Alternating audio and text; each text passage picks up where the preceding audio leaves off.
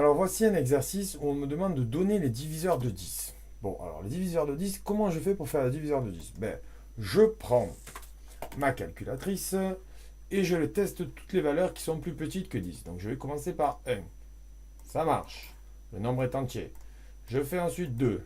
Ça marche aussi. Le nombre est entier. Je passe à 3. 3 ne marche pas, le nombre n'est pas entier. Donc vous voyez, je continue. 4, 5, 6, 7, 8, 9, 10. Il faut que je fasse donc 10 essais. Si le nombre a pas de virgule, c'est un diviseur. Je le rentre dans la liste des diviseurs. S'il n'a pas de virgule, je ne le rentre pas dans la liste des diviseurs. Tout simplement. Alors effectivement, 10, ça peut le faire. Mais si je vous avais demandé la liste des diviseurs de 100, oh là là, vous m'auriez dit non, je ne fais pas tout. Alors on va créer un programme. L'ordinateur peut faire ces tâches-là rapidement. On va créer un programme en allant sur le site Scratch, ici, et on va créer ce programme.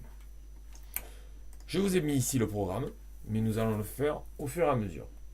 Vous voyez, il a plusieurs couleurs, donc il suffira de suivre les couleurs. Alors voici ce qu'on appelle un petit lutin que je peux bouger.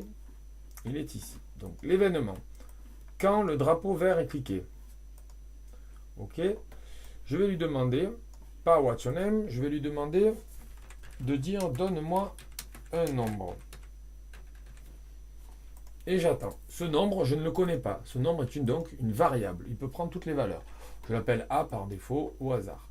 Et donc, on va mettre le nombre A à la réponse que l'utilisateur aura donnée.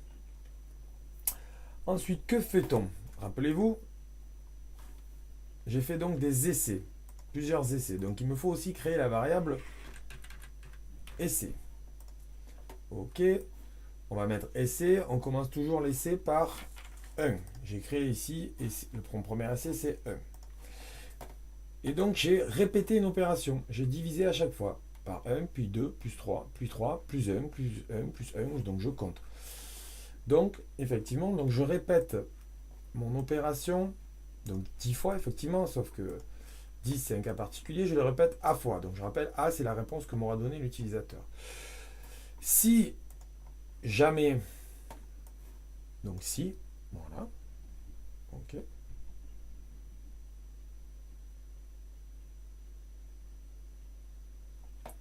Si on a la division du nombre par l'essai, qui est un nombre entier, alors je peux l'ajouter à ma liste des diviseurs.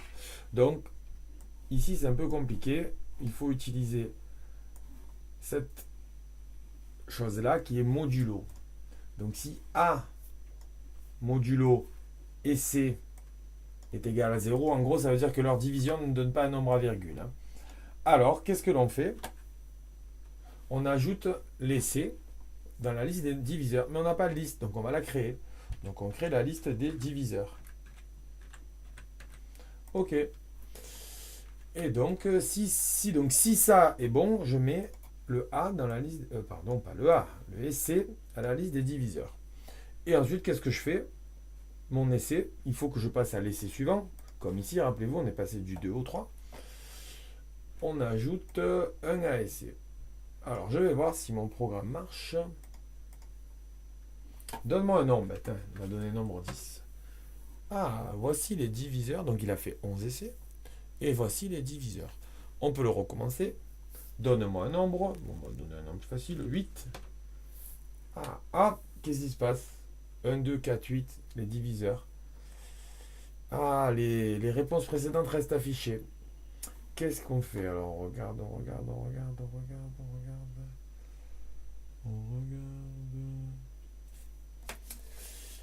Qu'est-ce qui peut être pas mal? Supprimer. Et voilà.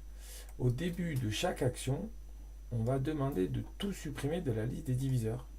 Vous voyez, ça m'a tout supprimé. Donc si je demande les diviseurs de 25, voici tous les diviseurs de 25.